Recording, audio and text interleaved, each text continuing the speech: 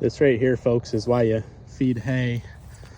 It's beneficial to spread hay out on the ground and feed it to your animals, because this is all oats.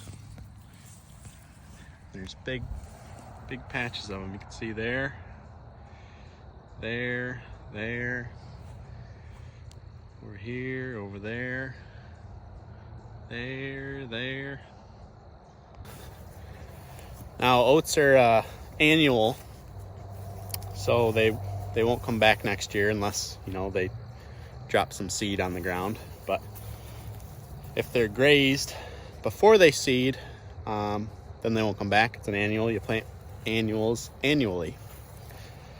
But it's just a good example of why it's beneficial.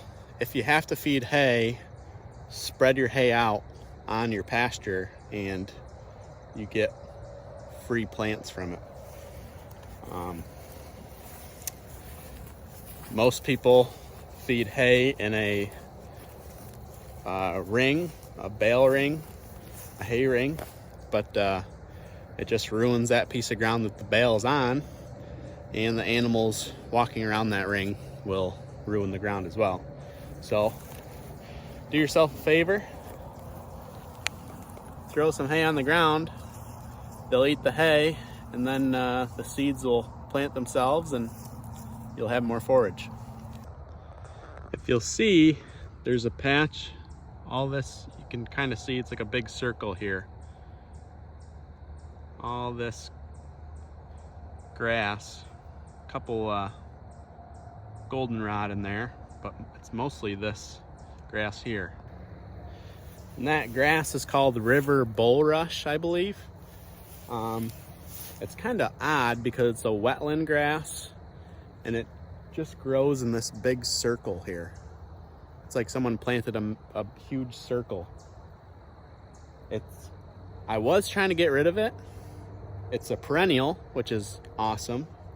It grows super fast, as you can see. This is up to my knees, at least up to my knees. Probably it's close to my waist.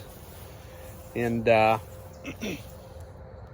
was trying to get rid of it because I looked it up and it was a wetland grass. I was like, well, you know, I don't know anything about it, so I tried to get rid of it. When the cows came up, they just mowed it down. They absolutely loved it. And I took them off, obviously, and it has just blown up. So I'm guessing it's good forage. They loved it. It grows back super fast. So hopefully I can keep it. Most of this area here has been taken back over with goldenrod, unfortunately. So for those that don't know, an annual versus perennial, there's a lot that I don't know as well, but an annual is planted annually, so it doesn't grow back unless it goes to seed and comes back that way, which isn't super likely, but it does happen. And a perennial comes back every year. Now, as far as soil health goes, annuals take nutrients from the ground and perennials nourish the ground. So it is ideal to have a full perennial pasture to help your soil microbiome and your pH and all that. It's just better for soil health. Now, annuals, you can get a lot of forage off annuals. You plant them, they grow in quick, and then you can graze your animals over them. But again, you're stealing from the nutrients in the ground, and you know, you just get to graze it basically one time and you're done.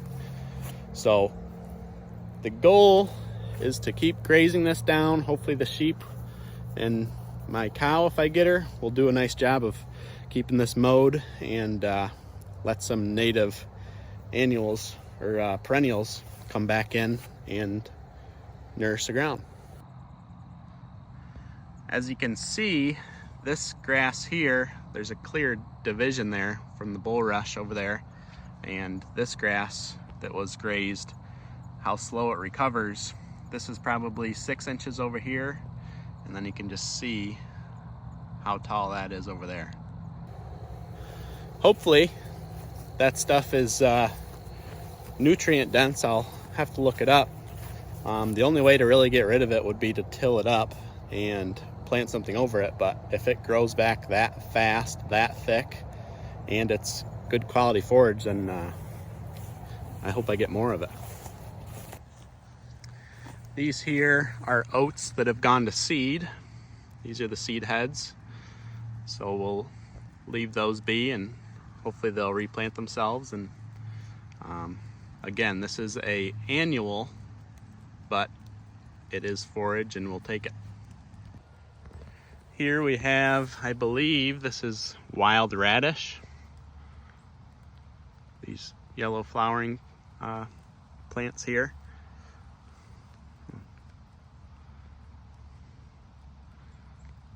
Maybe, I might be wrong. It's really nice to have a lot of diversity. There's so many different varieties of grasses up here. And I believe it's a really good thing to have a pretty good diversity of different grasses. So your cows will get, each plant has different characteristics of proteins and sugars and all this. So the cows get a nice variety, or the sheep, they get a nice variety, and they're not eating too much of one thing. They're kind of forced to eat it all. This is what a bale ring would do. This was just a round bale fed here, but same issue. I don't know how exciting looking at grass is to you folks, but I personally enjoy it and I'm liking it more and more. It's just nice and relaxing to go for a pasture walk, listen to the birds and the crickets and the frogs and all this stuff, and just look at the health of your pasture and learn. You get to learn a lot of varieties of plants, and it just helps you understand better what you have to offer on your land, what you can do to improve it, and then what your animals are going to get out of that, whether they need supplementation from something else, or if you can cover it all on your own land. So it's kind of educational, maybe to you guys, definitely for me.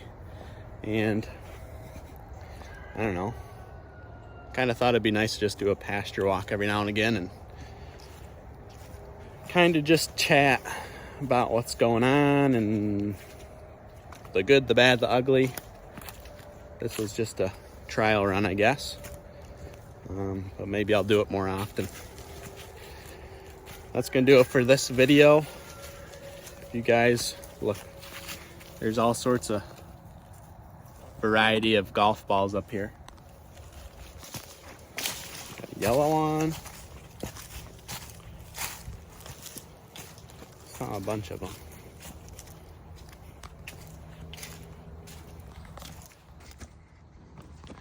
Here's a white one. Here's another white one. Here's another white one. Good score for the day. Yeah, so let me know if you guys think pasture walks are cool. They'll just be short little videos, maybe talking about plants, maybe talking about life, animals, whatever. Maybe just like a life update kind of thing, as well as some plants. So if you guys would go ahead and like, share, subscribe, comment. If you're feeling crazy and want to go buy a t-shirt, go to bmillsfarm.com and order one of them fancy shirts. Hopefully I can start working on more designs. I don't know if that's a a good move or not. These shirts aren't moving as fast as I was hoping, but either way, it's kind of fun to play with. So until next time, keep farming. We'll see you later.